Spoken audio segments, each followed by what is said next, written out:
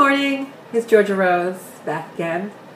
In my last video, I talked a lot about light and lighting our way in the darkness and how we really use our light to help us with our fear and the challenges in our life.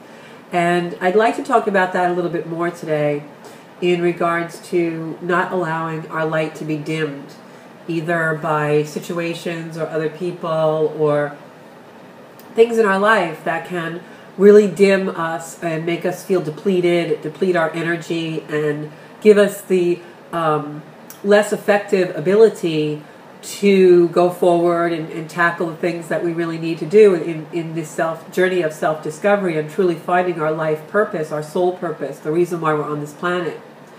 In order to find that, in order to get in touch with your beautiful, authentic heart, we really have to care for ourselves. Depending on what your situation in your life is, especially if you're taking care of children or elderly people or someone who's sick or disabled, that can really be a challenge to learn how to really take care of yourself too and shine your light.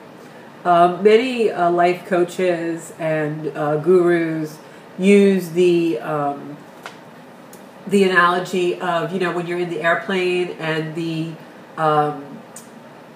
oxygen mask comes down, they always say you have to put yours on first before you can save someone else. And they use that analogy a lot when talking about self-care, because we can't really give anything to anyone else unless we have it to give, and we have to take care of ourselves and our energy and make sure we shine our own light and put love ourselves and put love in our own heart before we can truly give it away to someone else. Otherwise, we deplete our sources. A lot of times in my Reiki practice with clients, this is one of the biggest challenges. I work with a lot of cancer patients, and they only then learn how to take the time to really care for themselves. I am a cancer survivor myself. I really had many challenges came for me with my disease and with coming out of cancer and being a survivor and beating it. And one of the things I learned was to practice self-care and how important that was.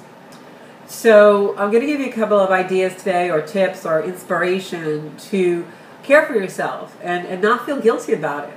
Especially if you're a mom or you're someone who's taking care of another human being on this planet that can't take care of themselves fully, either through disability or illness. It's vital. You must take care of yourself first, because they are dependent on you.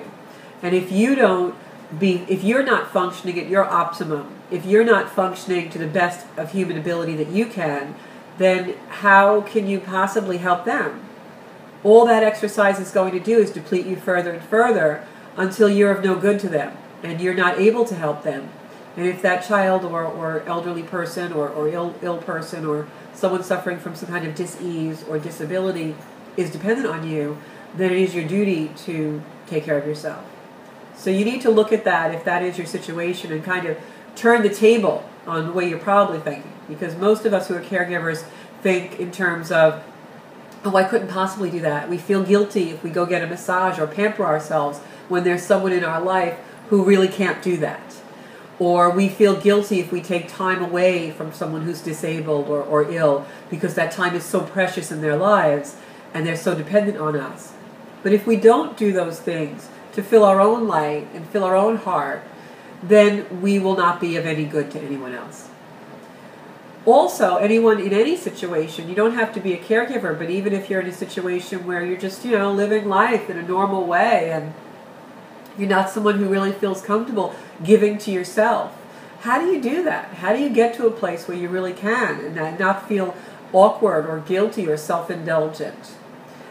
Well, the way I was able to really practice self-care without any negative feelings and make it a real positive in my life is the first few times you do it, you realize how much better you feel, and it feels so good that you want to do it again and again and again.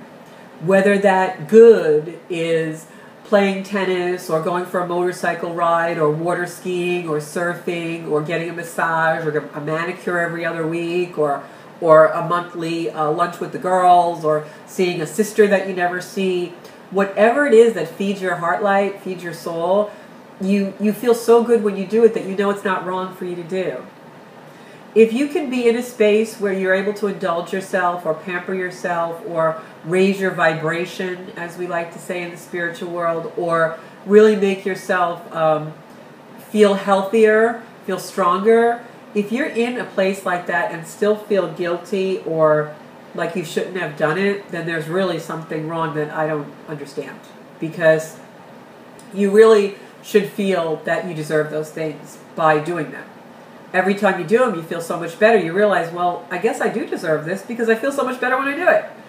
So I urge you today to go out, get a manicure, get a facial, get a massage, go visit with a friend that you haven't seen in a while, go surf, go out in nature, water ski, boogie board, whatever you do in your part of the country or world, snow ski, cross country snowshoe, I don't know.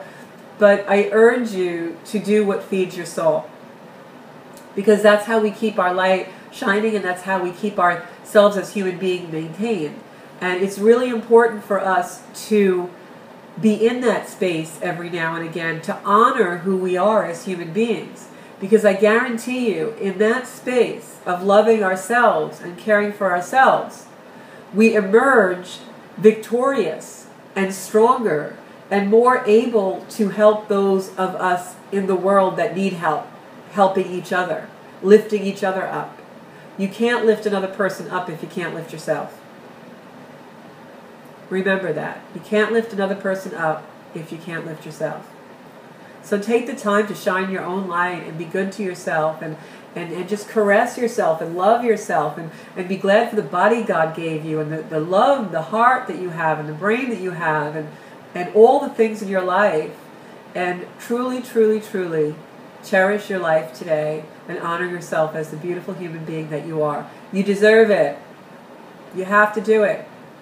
And I also guarantee when you're in that space and you're vibrating high and you really love yourself and you're in that passion for life, that's when you find what you want to do. That's when you find your true purpose. That's when you find the soul connection of your life purpose. When you're in that beautiful space of joy. I like to write. I do a blog that is available, the Rose blog, on my site, GeorgiaRoseConnection.com.